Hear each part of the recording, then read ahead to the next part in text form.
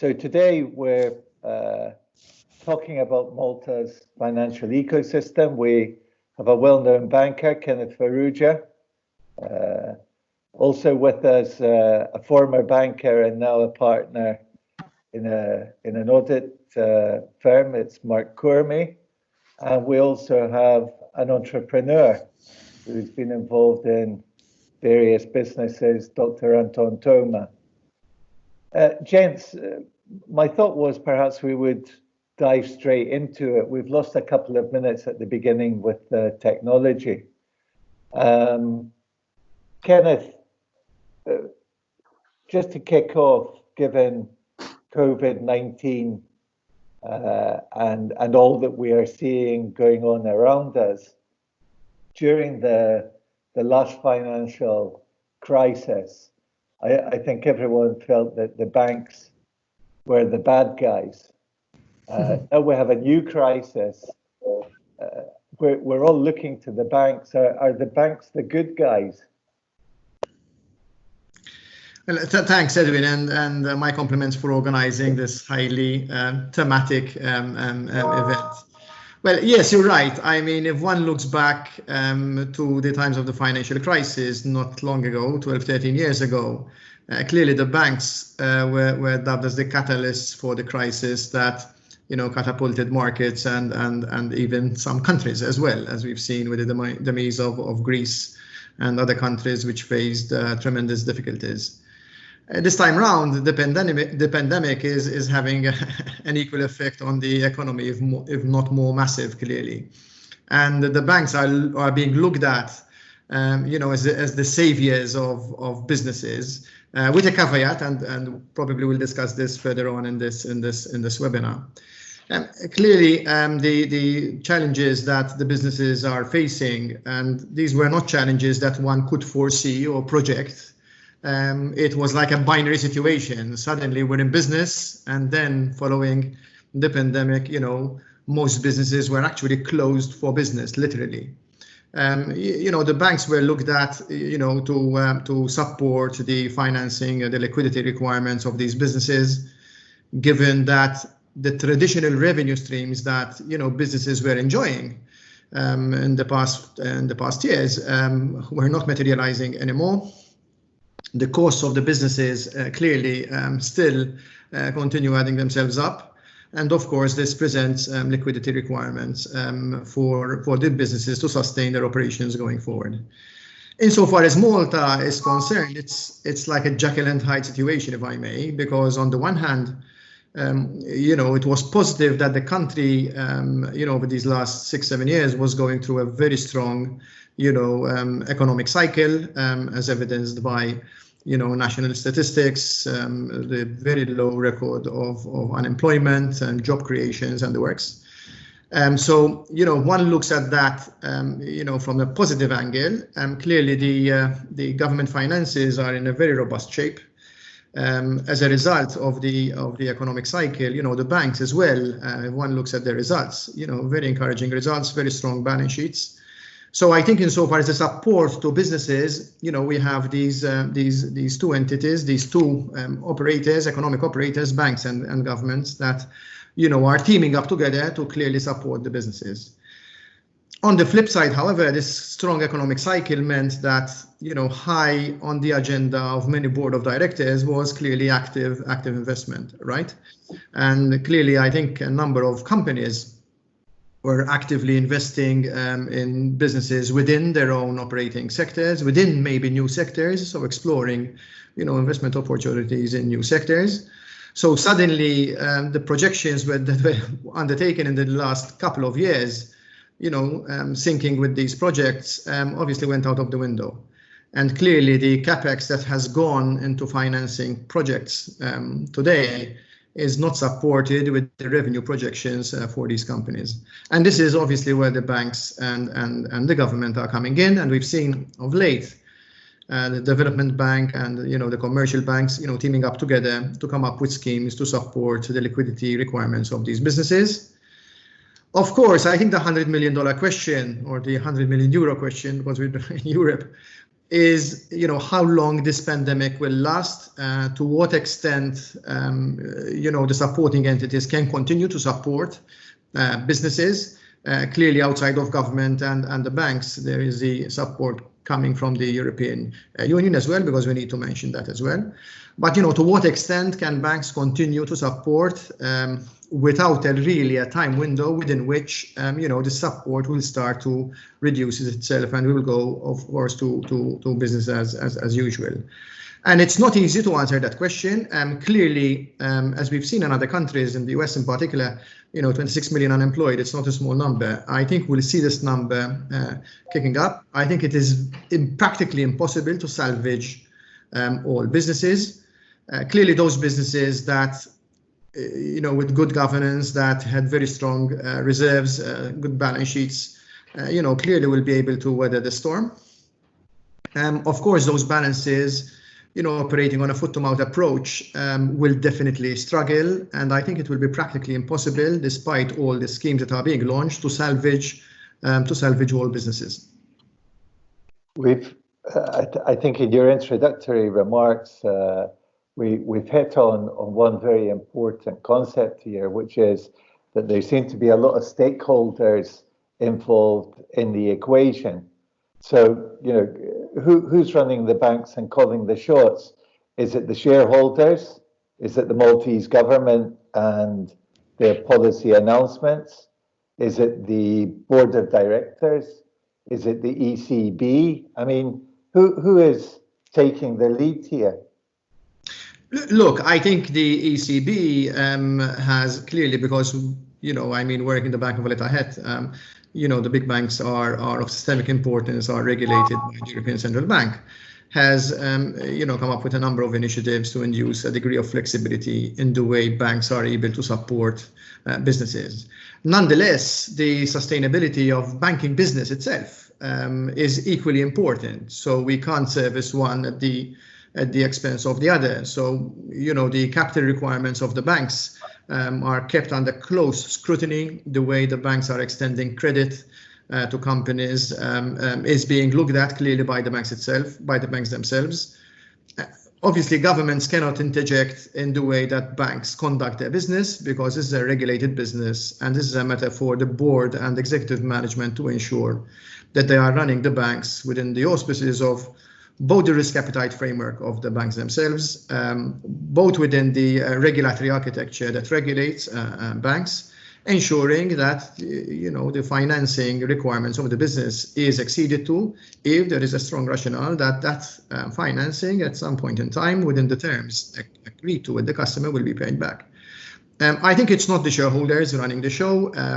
Clearly, the shareholders have entrusted the board of directors to strategically run the bank, and the board would have appointed an executive management team to run the bank insofar as day-to-day operational requirements are concerned. So I think it is, the stakeholders predominantly, and we're looking at the regulators together with the banks and the executive management that are addressing the current challenges that businesses are facing today.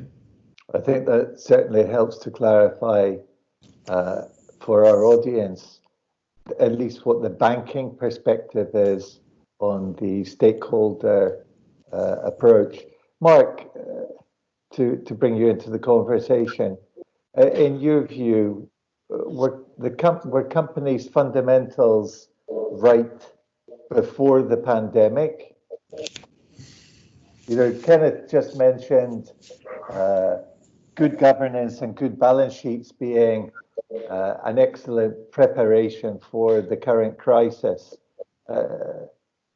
What did we get right and what did we get wrong prior to the crisis starting? So yes, Kenneth. So good afternoon, everyone. First and foremost, thanks for this opportunity, Edwin. So yes, Kenneth mentioned the fundamentals from a company perspective.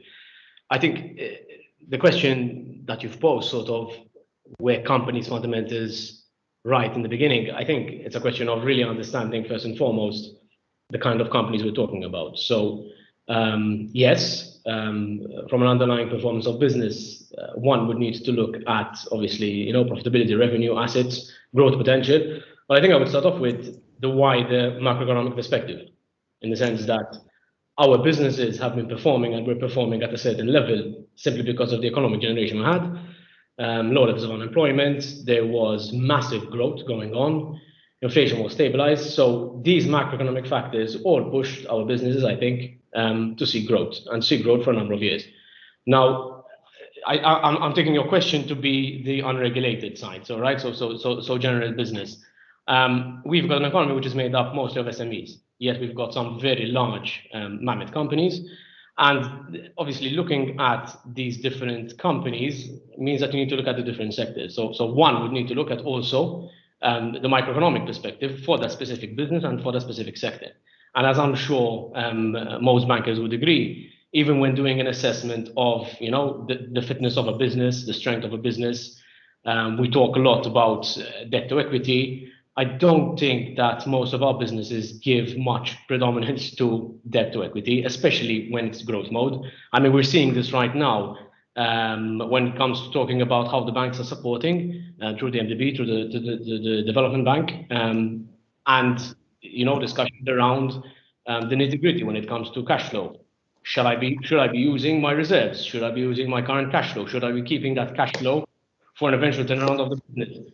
So I think from a fundamentalist perspective, I think even comparing to other jurisdictions, you look at our business sector, yes, we've been impacted. Yes, there are businesses which have been impacted tremendously, but we haven't been impacted, luckily, as much as other jurisdictions have. At the same time, and that's no excuse, I think here there's a learning point, actually, that we do need to consider that within our private business sectors, that there needs to be focus on macroeconomics and microeconomics elements, specifically when it comes to having robust equity bases, making sure that we do not over leverage our businesses.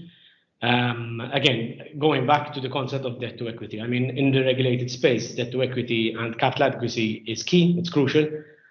You wouldn't go and put your money in a bank or another financial institution, or take out an insurance with a regulated institution that is not complying with minimum requirements. And I think this was a learning for our businesses.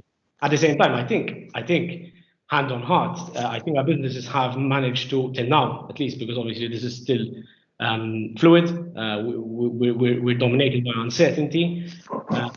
This morning I was reading an article, unemployment is expected to increase by, I believe, around 15 or 18% over the coming month. Which is tremendous for our businesses.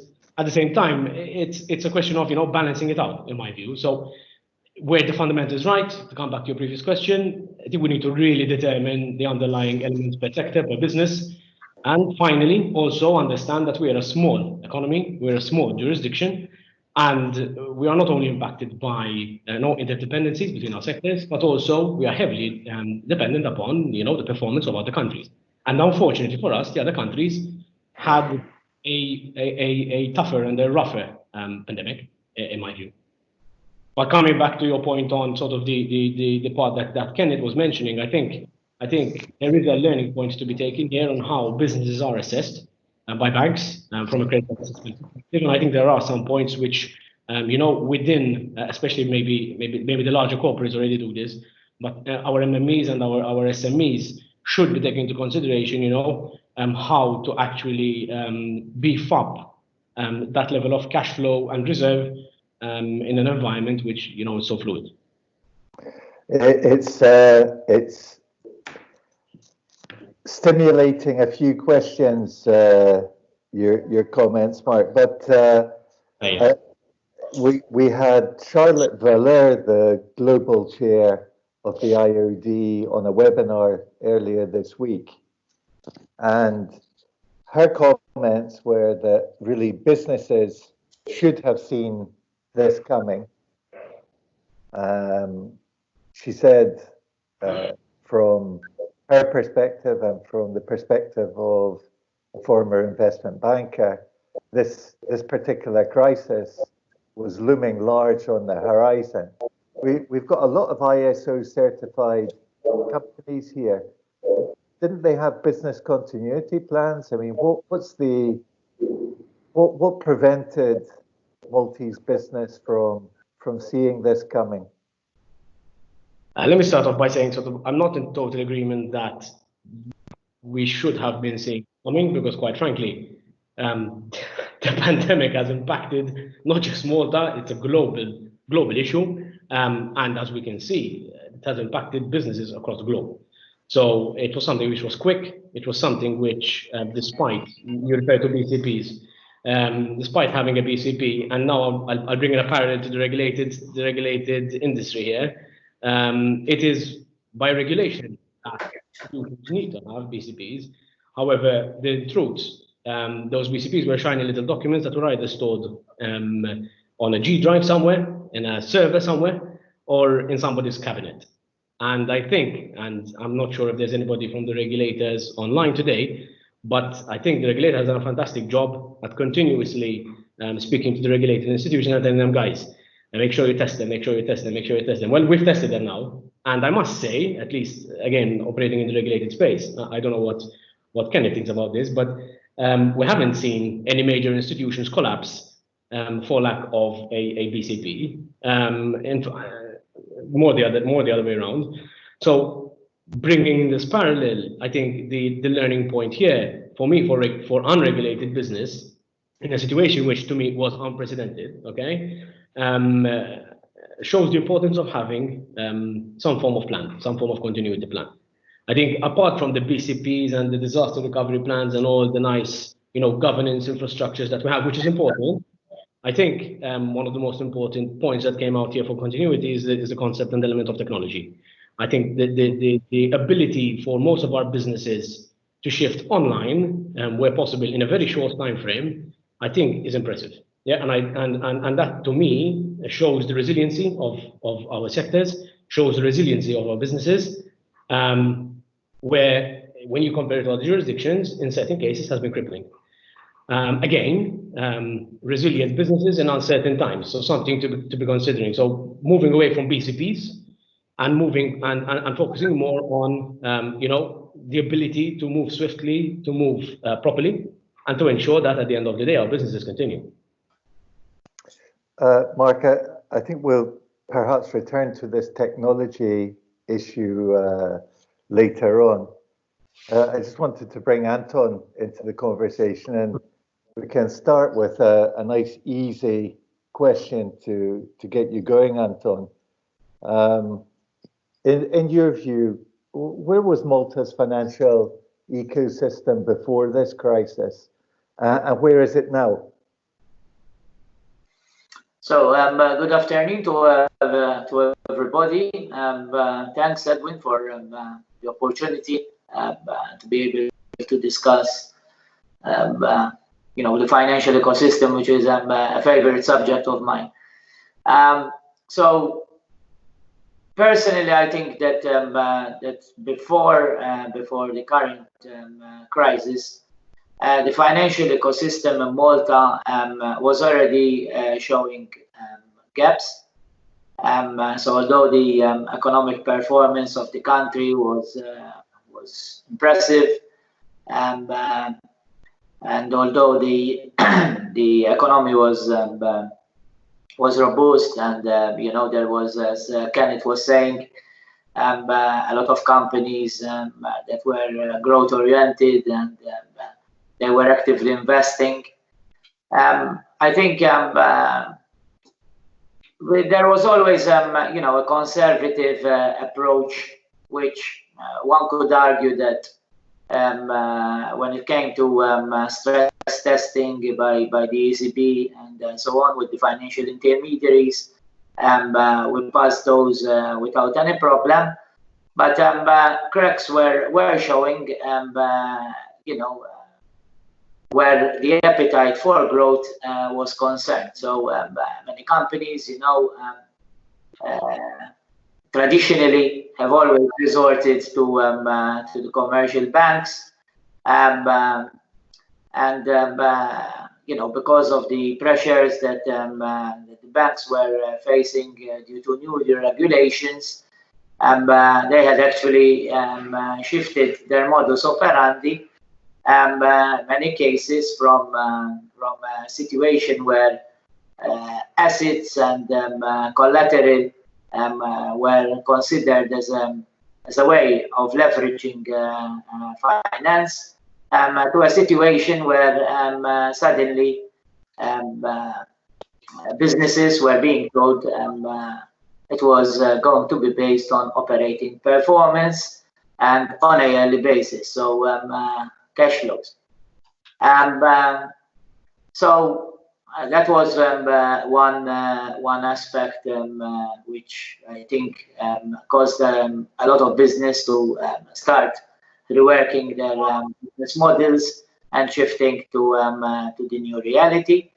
And also they started to see where they can actually also how they can also access capital markets. So there were some companies that actually used the prospects, for example, which was launched by the Malta Stock Exchange. But again, what started as an alternative, investment opportunity to go to the market and raise capital, and it was supposed to be working without, security. And suddenly, within 1 to 2 years, the Malta Stock Exchange shifted gear and said, no, you have to have security because otherwise it's going to be problematic for you to access that market. And there are also, a lot of gaps when it comes to, other forms of capital markets. So, like venture capital, like business angels. It's not really a thriving market. It's very esoteric. Basically, it's very hush-hush. So, although there's a lot of funds being managed in Malta, it does not necessarily mean that these funds are here to be able to be approached by companies who would want to grow and use alternative financing opportunities outside the usual way of doing business, which is the commercial banks. There is a lot of now, even it's going to be even more problematic. We already are seeing current applications that were being pushed under prospects, for example, put on hold. The appetite by the local market is obviously waking up to the uncertainty that there is in the market, and it's a very complicated situation. That what concerns me is that if this is already complicated and we're just starting with the effects of COVID, what is going to be in 3 months' time, in 6 months' time, in 1 year's time, and these are concerns. Well, these are definitely sentiments that you all share, not knowing where the end of this piece of string actually is. You mentioned capital markets, Anton, maybe 6 or 7 times. In your view, do Maltese entrepreneurs really understand capital markets and banking enough to seize any opportunities that there actually are? I think that there has to be an education in both banking, the way that banking is evolving, and also in the way that that capital markets need to be accessed. So working in the international environment for me, it's something that I understand. It's something that I have accessed.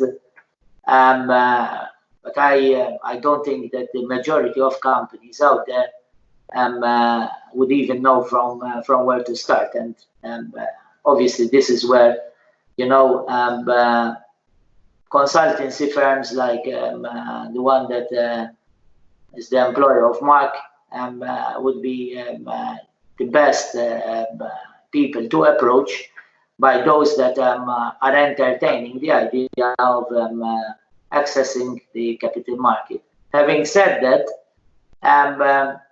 I think that, that if we had to take these consultancy firms, they're going to be basing themselves very much on the local offer. So things like prospects, for example, and are not necessarily looking at what is available internationally, except for a few exceptional cases of large corporates that might actually, you know, be demanding such possibilities. So I think the majority of companies, being, you know, SMEs and MMEs, are stuck with the local offer, and that's basically what will be presented to them. So personally, for my company, I was not just looking what is available locally, being already familiar with the international context, having an office in Brussels, traveling frequently to London. So there are these opportunities available for me, and I'm planning to avail of these opportunities even more as this situation unfolds. I think we've painted a picture in the first 30 minutes of this conversation, which really forces a question, Kenneth. Should we be looking at the banks as a last resort for business? Look, undoubtedly, banks would be the first port of call, because traditionally this is where most companies normally look to when seeking, you know, capital, some form of capital financing, be it, you know, working capital or traditional lending. Nonetheless, we've seen, and I'm pleased to say that we've seen that the setting up of the development bank in Malta, the Malta Development Bank, started fulfilling its purpose, and the arrangements that are being entered into with between the development bank and the commercial banks, and even as Bank of Valletta, clearly we recently announced the launch of a program to support entities in their liquidity requirements, is a step in the right direction. Definitely, the banks alone cannot support the whole economy, undoubtedly. And, you know, clearly the leveraging, the guarantees being extended by the development bank has enabled the banks to come up with product features and the capital financing side, you know, providing fixed interest rates for the first 2 years within lower than normal interest rates attached to these products. And I think it's a step in the right direction. Undoubtedly as well, as Anton mentioned, the capital market remains there for companies that would wish to finance you know, their requirements going forward. Clearly, it's unusual for companies to finance, you know, working capital requirements through the capital market. And I do understand maybe the reticence of the stock exchange insofar as prospects are concerned. And maybe here we need a bit of a change in mindset that, you know, such instruments by companies that do not ordinarily have a track record insofar as business is concerned, you know, should not be sold under execution only to investors. I think they should be strictly or restricted to professional and experienced investors. And if it is being sold to traditional investors, it should be under strict advice. So one should not allow, you know, the sale of such instruments, which undoubtedly they carry a higher risk, and they should come with with a commensurate level of higher return. I think there are investors that would be ready to commit to businesses that maybe are facing, short-term difficulties, but see the long-term potential, of these businesses going forward. So I think prospects is a market that could be looked at. I do recollect as well that the government had launched the seed investment scheme, which was intended intrinsically for startups. Undoubtedly, I think this environment will give us, will give rise to businesses, to entrepreneurs that are seeing an opportunity in this environment, and maybe, look at the positive side. We should encourage that and make, equity investment available through such a scheme. As I said, I think it's, supporting an economy is not driven by the presence of banks as the sole saviors of those that really need liquidity. But I think a number of initiatives can be taken forward to support, operators in this current environment. The challenge, as always, as I said in my introduction, lies with how long will this last, right? How long will it be before we resume a business as usual environment? It's not known so far. So clearly, at strategic level, boards might wish to even start considering, merging with other peers in their respective sector. And possibly as well, this creates opportunities for acquisitions as well, which might be win-win for both operators. I think as well, undoubtedly, this pandemic has brought about a significant amount of spare capacity within certain companies, because clearly no business or very limited business is being concluded. And here again, this is where operators can collaborate, because we've seen some companies that had very well structured digital channels as part of their business model. And clearly the demand for their products and services, or their products rather, has increased. And maybe on the delivery side, just to look at the delivery channels, they were not really equipped to service the needs of their clients in a timely manner. So this is where companies with spare capacity can collaborate, maybe with even competitors, or what I call co-opetition. It's cooperation between competitors, because it will be a win-win situation for both. And I've already seen this with a few businesses, that have got in touch with each other to see how they can collaborate on certain fronts. But to answer your question, supporting the economy will come through the initiatives that are being undertaken by the Development Bank, the initiatives by the Commercial Bank, looking towards the capital market, and looking particularly even to prospects, or even the official market for issuance, and actively looking at mergers and acquisitions, particularly if we're going to see a prolonged impact of this pandemic. We'll perhaps return to this Malta Development Bank issue, because we do have a question on that, and it's specific to BOV. So we'll come back on that one later on. But I think, Mark, given as Kenneth quite rightly pointed out, we really don't know how long this piece of string actually is. But when, in your view, when will we see the real impact of this crisis on business and the economy? And what sort of trends do you think we'll see? I mean, Kenneth already touched on a lovely new word, competition. I'll have to look that one up shortly, Ken. It's patented. When will we see the impact of the crisis, Mark? This is competition, Ken. It's co-opetition. It's cooperation between competitors.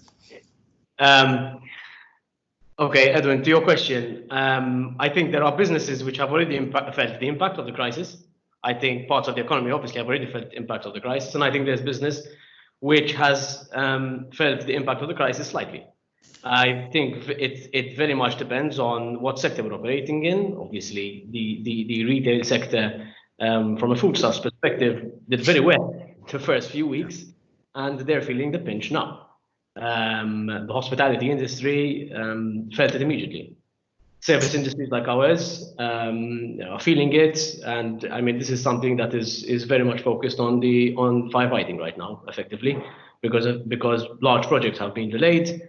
So it's effectively looking at how we can support businesses in the short term. I'm mentioning this purposely because I honestly think that so the fact that there's so much uncertainty, it's impossible, in my view, to state, despite the number of scenarios that you know the local chamber is doing, local businesses are doing. We've seen a number of webinars trying to estimate when was the best case or the worst case scenario when we would actually come out of the pandemic. Everybody eagerly looks to the numbers on a daily basis. I think it's a question of really understanding the underlying business, really understand whether you are able to get out of the crisis. And again, coming back to my previous points, how is your business working in the sector that it's working, and what economic dependencies you have. Then this brings in the element of financing. I mean, both Anton and Kenneth talked about various methods of financing. I think there's a gap here, honestly speaking. There is a gap. We don't, the chat I saw Matthew talk about crowdfunding. Our competitor jurisdictions have a myriad of alternative financing instruments. In Malta, we still talk about the dependency of banks, the element of challenger banking, and the element of financial technology banking, the element of moving towards electronic money and the like is still either held on the back burner or not even mentioned. So I think it's a question also of educating businesses, educating the sector on what opportunities there are. I think from a trends perspective, and this we're seeing it already, it's very much dependent on at what stage your business is in and what is currently dictating your immediate needs from a business perspective. There are businesses that have already started re-strategizing, have already started diversifying their business activities. One of the problems actually that they're finding is we're trying to reallocate people. The people that we have a certain type of skill set. The diversification requires that we're shifting people in other business units in preparation to hit the ground running. Once this thing starts to tape out, what do we do with these people? So at one point you're discussing with the business, okay, I need to start laying off people. What structures am I going to take? And on the other end of the stick, you're discussing, okay, I don't really have a need for these people. So I think this is something that many discussions have not really touched upon, but we do have this situation today. Another very important point, I think, from a trend perspective, for want of a better word, I think, and this is very important in my view, is the fact that one of the core critical business ingredients going forward is going to be social distancing. Even if restrictions are lifted, people are still going to be slightly wary to travel. That does not mean people are not going to travel. This is going to create the opportunity for new products in the financial services space, in the service space, in the manufacturing space. So I think we need to, from a mindset perspective, start to understand, listen, there are going to be opportunities coming through. Our competitors locally as well, business competitors are already looking at how to strategically come out of this in a totally different manner. And I think the mindset needs to change, sort of, listen, what can we do better now once this thing starts to taper out? Obviously, those businesses which are feeling the pinch now and right now are focused on how to turn around the business have a different strategy in mind. Threats will increase as well. So I think one of the threats we are seeing, and it keeps being mentioned, although quite frankly, hand on heart, I'm not too sure whether as a jurisdiction we're understanding what this means, is the threat of cyber risk. Everybody talks about the threat of cyber risk. We've moved online and now we have cyber risk. Okay, how do you control cyber risk? I'd like to ask the question to the audience, how do you control cyber risk? The technologists in the room are coming up with various mechanisms on how one actually controls cyber risk, but in reality, all we need to do is look internally to those online businesses that we already have operating and see those governance structures which they put in place. Another big critical issue, I think, for the business community is going to be succession planning. We've seen succession planning issues come to the fore in these challenging times, both in family-owned businesses and privately owned businesses, in sense those that are listed. And I think this is one area that, again, is not being given enough coverage. Once we start coming out of this current situation, I think succession planning and the ability for businesses to secure additional funding, to focus on growth, to lead businesses, I think will need to be looked at, simply because succession planning has become a challenge.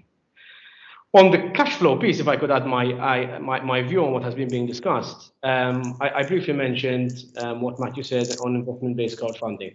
I honestly think that yes, there is a gap in the market when it comes to alternative methods of financing. However, when it comes to looking at, and I'm glad Anton mentioned it, we typically look at obtaining some form of financing locally. There are alternative means of obtaining financing internationally.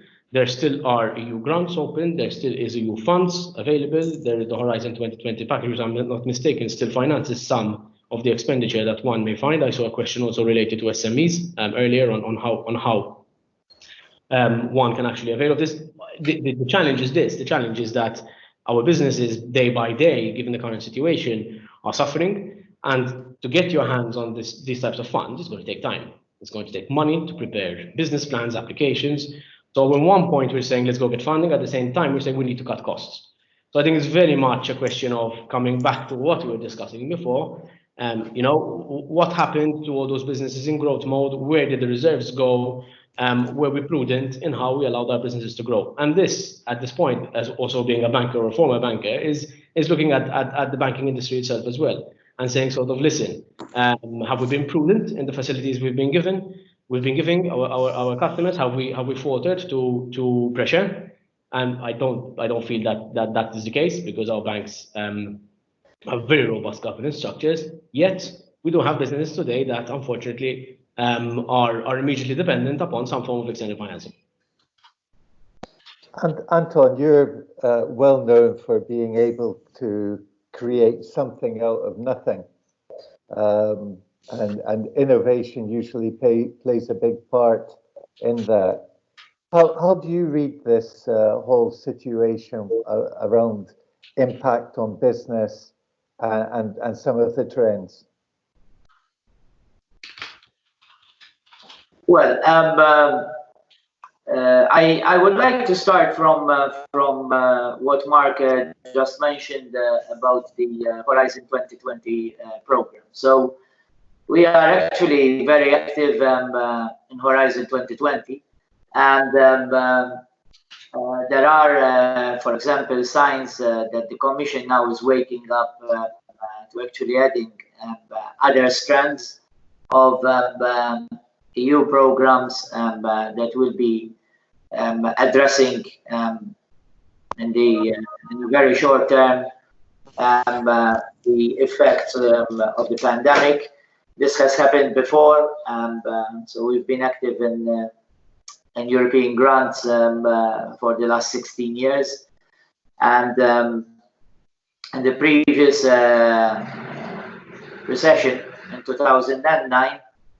For example, one of the sectors which was very much affected was the manufacturing industry, and the Commission had actually done an excellent job in putting a fund which actually addressed the manufacturing industry. It was a program which ran for 3 years, which was called Factories of the Future. And this actually eased some pressures on those companies that had been, severely impacted by the recession.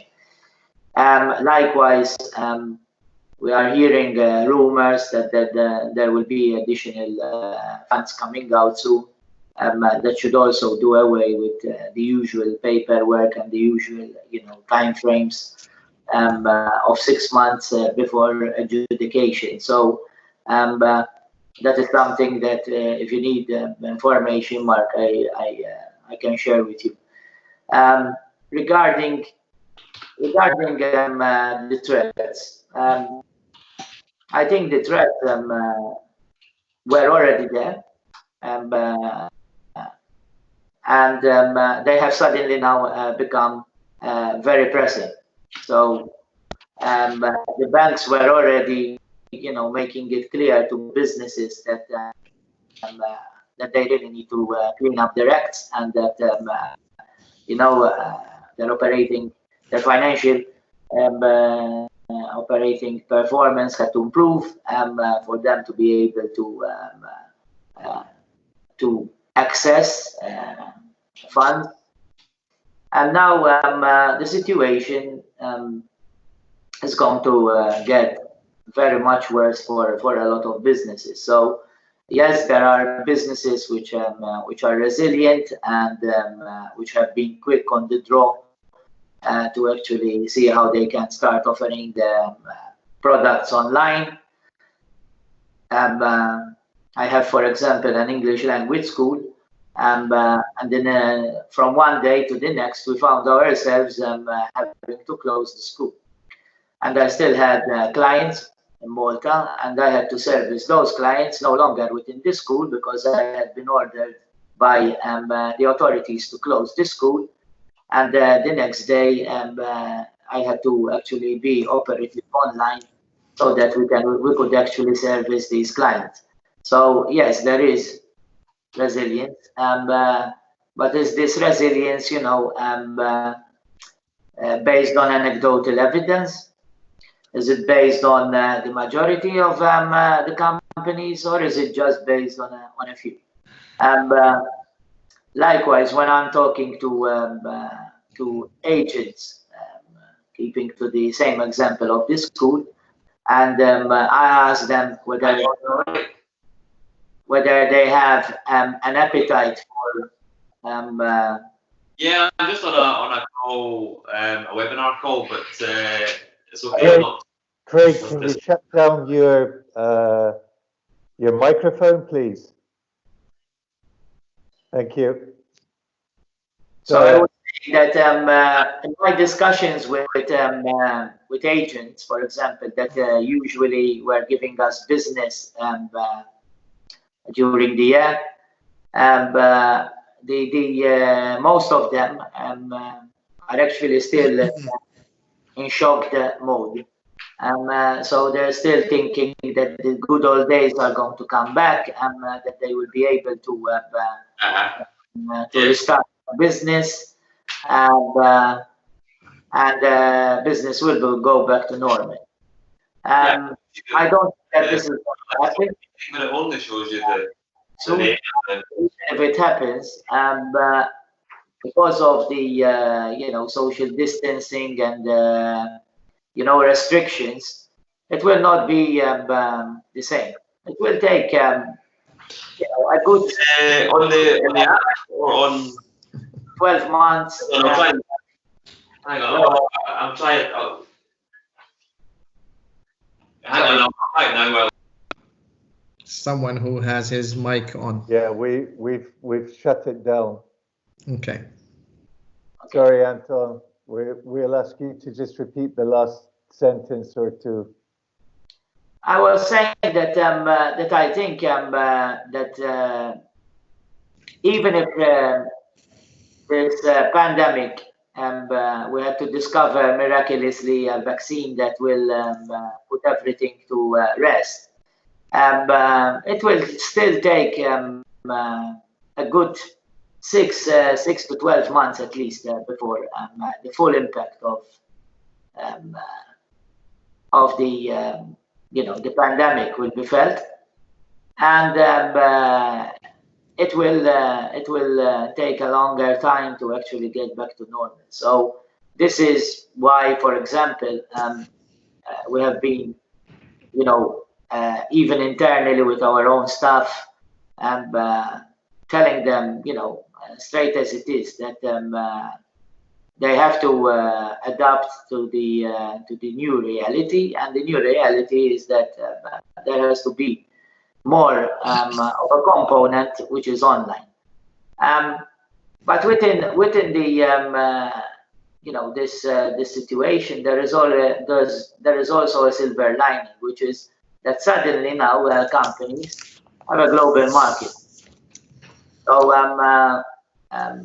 then it's up to them and how good they are, and how do they partner in order to be able to reach a goal, to have a better reach online. And that is something that that it could also mean that they could partner with other companies out there that have strengths where where marketing, for example, and online outreach is concerned. So I think standing still is not an option. But that is the biggest threat. Companies, they need to wake up to the reality that they need to really start strategizing on the new reality and work accordingly, and very importantly, work fast. Because every month that passes is going to become even more complicated. Gentlemen, we are rapidly coming to the finish line here, and we've got some questions that have been asked by our audience. I think we have still one sort of important question unresolved amongst us as we talk, and perhaps we could very briefly address it, which is, what can we do to have a more robust financial system in Malta to cope with all of this? Anyone want to pick that one up? Ken? Look, I over these past 55 minutes, we've depicted a picture of doom and gloom to a degree because of the negative impacts of this pandemic, the challenges that businesses are facing, the way that regulators are trying to be flexible with banks, but mindful of the need to ensure that they have sustainable business models. The challenges that businesses are facing, the reality that there will be businesses that will have to shut down and will fail. But I think this pandemic, as with every other incident, as for that, there are learning outcomes, and I think there are opportunities to be looked at. Undoubtedly, this pandemic has brought about a change in mindset, and albeit some of the issues we have scuttled to put in place today, looking at digital channels, for example, to support the traditional physical channels through which we do business. So leveraging technology in the digital space. The benefits and merits of teleworking, for example, I see this to be going forward ingrained in policies and procedures of banks and other financial institutions and other companies that enable, working mothers, people that can work from home, to actually work from home. I think they can really, if it's well structured, can be still equally, if not more productive. And I have experienced that firsthand. I've been at Bank of Britain for 35 years. I have never worked from home before. So this is a new paradigm for me. And I can tell you, actually, and I think the experience is shared with others, you are much more productive because, you're in the comfort of your home. You don't have as much interruptions as you normally do. True that we're spending more times, facing our screens than we used to do before with face-to-face meetings. But definitely, I think that, using video conferencing channels will become a norm as well going forward. The psychological impact as well on consumers of this pandemic will mean that, consumers will attribute more importance to hygiene factors when businesses are delivering products and services. So I see this change, as well being taken into consideration by businesses. So really and truly, I think it is an opportunity to revisit the strategy, to revisit business and operational models, to use more actively delivery channels, deliver products and service. And I expect this to be the new normal, right? We talk a lot about the new normal, but I think this pandemic and the approach that many businesses have taken, maybe now in the short term, is to sustain the business. But if this pandemic lasts longer than all of us are hoping, it will all be about survival. I think what we have scuttled to do today will be the order of the day for businesses going forward. So, leveraging technology to reduce operational costs, it will become the norm. And, ending on a positive note, I think that, this is an opportunity to, induce a significant amount of cost efficiency, in the way businesses run their operations. And more than that, I think more importance going forward will be attributed to the need to have strong reserves to cater for rainy, if not, as we're experiencing, stormy days. Okay, we're really really nearly out of time. So I'd just like to ask a final question to all the panel. Ken, if we start with you and then go to Mark and end on Anton, we've got quite a simple question, which is, if there's one thing that you'd like our audience to remember about what you said today, what is it? Well, I think I will echo what I just said, Edwin. I think it's really, looking at the opportunities that are presented by this pandemic. It's not all doom and gloom. There are opportunities. You have to look at the opportunities within the businesses that this pandemic has presented, and really ingrain them in the strategic and business plans of the respective organizations. This is my final message. I think there are opportunities which will, induce operational efficiencies, and I think these opportunities should be exploited, going forward, because I think it will be beneficial for companies in the longer term. Mark? From my end, I think, just sum it up, it would be innovation. Yeah? So innovation, considering the challenges our businesses had. I failed to mention this earlier, but the amount of discussions I've had with businesses in the beginning of the pandemic that had a struggle simply to move to remote working was incredible. So in this day and age, I would expect that this kind of technology is something which is second nature. And we also need to look at R&D funds, EU funding, in order to drive innovation in businesses and re-strategize. Last point for all the businesses that are out there, please take this time to look at your strategic plans. Please take your time to do a SWOT analysis of what you intended on doing throughout 2020 to 2022 and really position the diversification element, because we've seen that a lot of our local businesses have been concentrated to one or two sectors. And that has obviously created a ripple effect when it came to sustainability. Anton? I would like to repeat what I just said, which is that standing still is not an option, and that both businesses, but also the employees working in these businesses, they need to actually be rethinking how they actually go about their day-to-day. If performance is going to be key, and it should be, then basically there's a lot to be done in this space, and innovation can only be driven if the people that you have within the organization are also ready to be flexible, ready to be agile, ready to be reskilled, because otherwise, it's redundancy. So, it's very important that everybody realizes that the new normal is not the old way of doing things.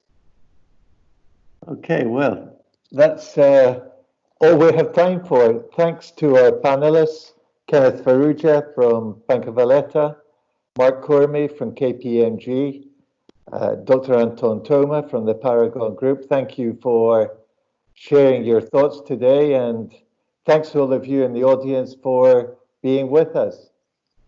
Thank you. Thank you. Thank you. Thank you. Thank you, guys. Bye-bye. Thank you.